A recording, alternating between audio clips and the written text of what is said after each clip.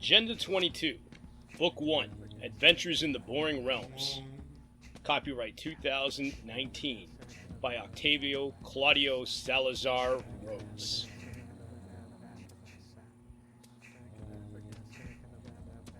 Chapter 1, 800 Years Later. If me being a loser means stepping outside of the rat race, then I would rather be one, read a bumper sticker on the kiosk to his left. Huh, the young man thought to himself. Nice bumper sticker. Then he came back to his senses. A car honked from behind, even though another decal below the kiosk at the toll booth had immediately distracted him again. Saic Dark Naropa stole reality, it read. It's as if now the graffiti was trying to tell him something. His mind immediately flashed to the latest bogeyman mishap on the news yesterday. Please stop making excuses, the toll booth operator reminded him. You only need $1.75. The young man searched around the cup holders, desperately for change. Nothing. Then he tried the glove compartment. But being somewhat short, his strained reaching caused his seatbelt to chafe his armpit. Just as well. Way too much paperwork in there anyway. A chorus of car horns could be heard. Apparently, quite a few cars behind him had lost their patience. This is not a big deal, the young man tried to remind himself. Not about him holding up traffic, but about the fact he might not make it to the game store. He finally unbuckled his seatbelt and searched the doors, but to his surprise, no sign of currency whatsoever. Look, I'm not trying to sound like a victim here, but I'm sure I've got change somewhere. I just can't find it. It's not my fault, the young man protested to the toll booth operator. I mean, I swear there was change here yesterday. He desperately looked at the crevices around his cup holder. How the hell could $2 worth of quarters just have disappeared? It's like the bogeyman stories were actually true. This kind of stuff was becoming more frequent, and he felt like he was losing his mind. The toll booth operator said nothing as he grimaced at the young man holding up the highway traffic. The young man's name was Dixie. And in a perfect world, he could have made it to the electronics store even now, just to buy ancient empires before they closed. But this was not a perfect world. He now had less than 10 minutes. His best friend Chili Sue was waiting for him too, back at the house to play. What am I going to tell her? Dixie thought to himself. She'll understand. Another honk was heard behind him. To his relief, the toll booth operator seemed indifferent to the honking. Have some perspective, Dixie could hear his dad's words voicing in his head. It's like you get high from the dopamine of being oblivious. Dixie closed his eyes and finally allowed his hands to probe underneath the car seats. Another honk. Despite all that had happened earlier in the afternoon, life was not over. The store should still technically be open when he got there. He reminded himself that the games clerk at Qualnipitz always liked to take a few extra minutes to close shop. Look, the only coins I found are covered in decayed fruit, Dixie explained to the operator as he practically mooned the highway employee while searching under the seats for more change. Dixie continued to remind himself to stay calm. Some more honks could be heard. Stay calm. There were bigger issues at stake than this, he kept reminding himself. Such as what had happened to him this afternoon, for instance. Man, maybe he really was losing his mind. Trying to search for change, Dixie made nervous conversation with the toll booth operator about an epiphany he had had that morning about the meaning of life. Dude, I just worked tolls, the man explained. I mean, it only makes sense, maybe, Dixie explained to the operator as he handed him the slimy change stuck under the seat. He needed 20 more cents to pay the toll. Kankankerville was one of the few places left on Earth that would still use currency. And the Affinity Highway was one of the few spots left on Earth with live toll booth operators instead of speed passes. And although unprepared motorists like Dixie contributed to the congested traffic here, the highway was a favored commute by those with few friends and needing someone to talk to. In Dixie's case, this sometimes became a mixed blessing. Yeah, I think there's truth to that. It really does seem to make sense, he went on to the toll booth operator. What does? The toll booth operator asked. He hadn't been paying attention while he waited in the kiosk for the toll for Dixie to just pay the thing. Spirit, Dixie replied. Somebody told me the other day, spirit is everything. I think there's truth to that. His right hand darted back to the seat as his left handed the guy another nickel. I mean, you gotta keep your spirits up when things create inconvenience. You know what I'm saying? The operator shook his head as he looked at the motorist behind Dixie's car while Dixie tried to search for more loose change in the car. "What do you mean by spirit?" he asked, half curious, while he waited for Dixie. Dixie, at any rate, didn't seem to be in a rush. "I mean morale," Dixie explained. The toll booth operator shrugged. "Well, yeah, no. Wait, sorry about that," Dixie continued. "Look," interrupted the operator. "Personally, I don't care if you sit here all day. But just give me what you have and go. For the sake of the 6 cars behind you, you're kind of holding up the line." Finally, Dixie straightened up and smiled apologetically. Spirit was everything. Right now, despite his own pep talk, his was pretty low. "What about the 20 cents?" he asked.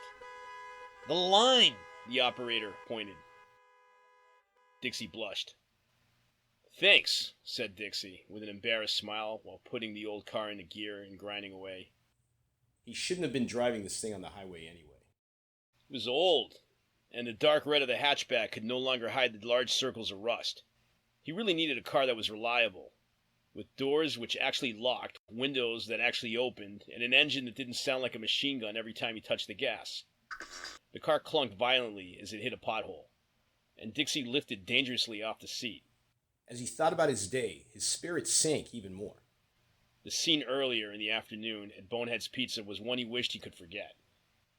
After getting fired from there, he had hit a pothole right by the road that probably had taken out both tire rods and caused him to see visions for a moment. Bam! The shock throughout the car had brought Dixie back to his senses. Actually, another pothole right here in real time, soon followed by another heavy clunk further down the road. "This is ridiculous," cried Dixie, and this time the few hairs on his head brushed the ceiling. He lamented that the government of Kankankerville used so little of the copious tax dollars they had apprehended from his already dismal paycheck to do things like fix potholes. Not that he had a paycheck anymore. In fact, he knew he shouldn't have been The wasting. few remaining dollars he had on a video game, but he couldn't really help himself.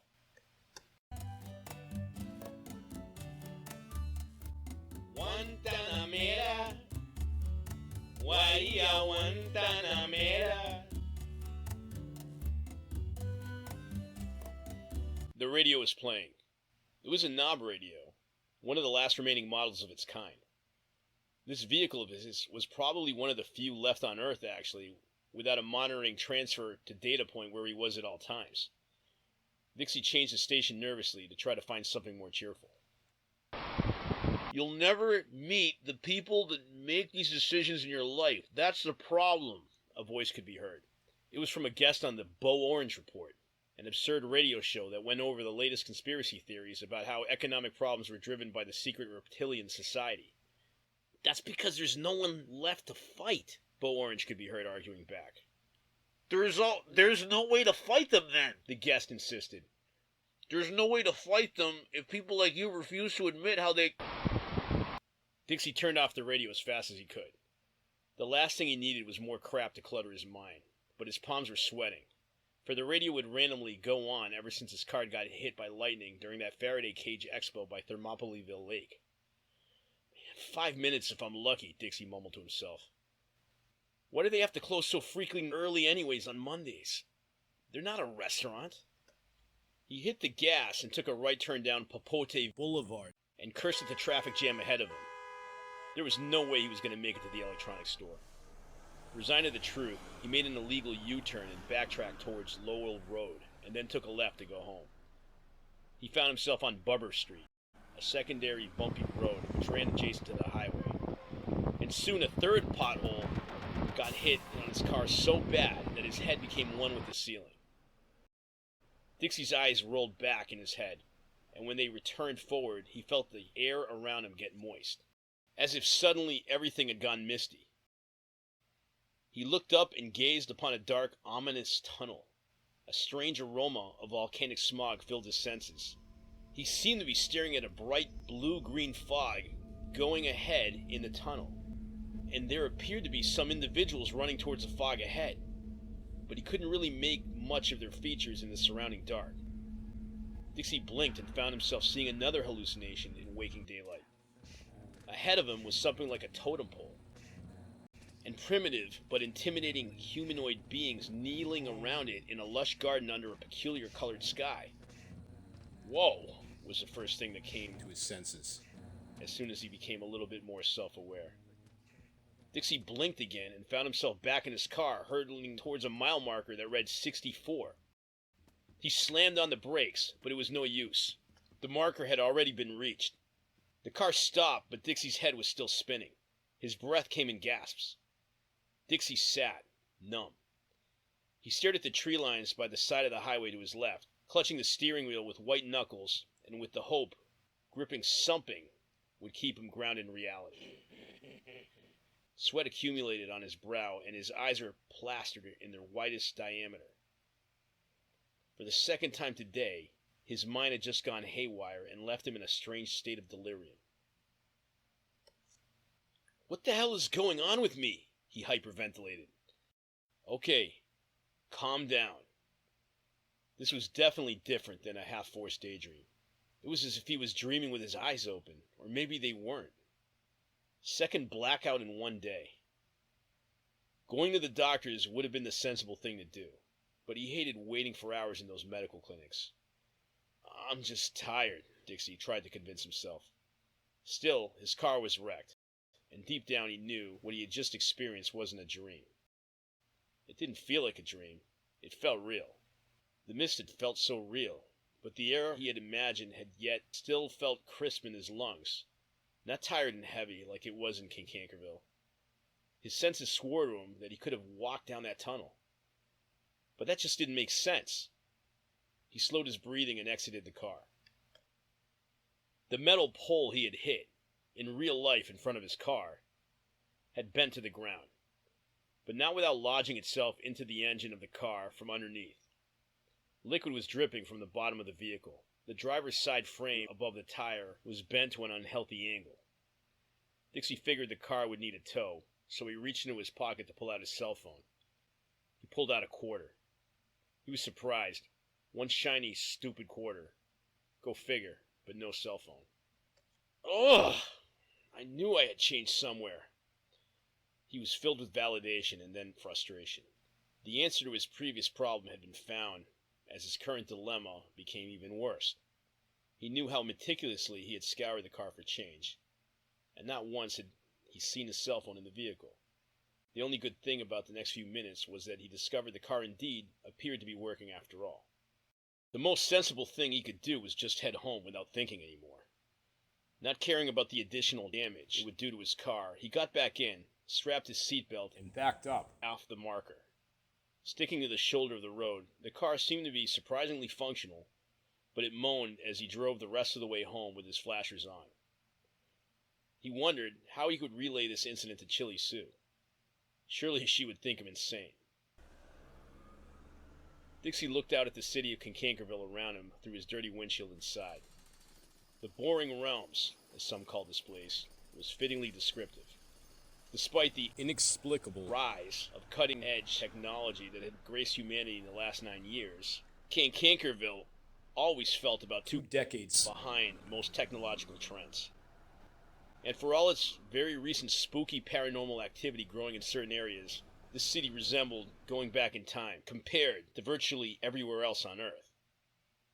Each house looked identical to the next, all 2-story boxes like cereal lined up on the shelf. Dixie, well, his real name, Daniel Maximilian Dog Jr., pulled up in front of one of those houses. The storm door swung open, and the regular door was slightly ajar. Curious. Dixie thought to himself, Chili Sue might be in here waiting, but it was strange that the door was like this. Or maybe he had just forgotten to lock it again. He hated to think that maybe it had something to do with his head rushes he was having. And he hated how guilty he felt when he contributed to anything unusual in this neighborhood at the same time. Oh, screw that, Dixie thought to himself. But it had always been like there had been this unwritten rule that nothing was supposed to feel out of place around here. This nice, beautiful, cookie-cutter suburban neighborhood of his. Everything here was even. Everything so different than him. Everything normal. He pulled into the short driveway and parked his car in the open spot to the right of the garage that was hidden by the bushes. Then he took his backpack from the seat behind him and stumbled into the house, grating the soles of his shoes on the driveway and knocking his toes against each step of the front stairs until he was safely in his room. But no sign of Chili Sue yet. What the hell is going on today? He asked himself as he plopped on his bed.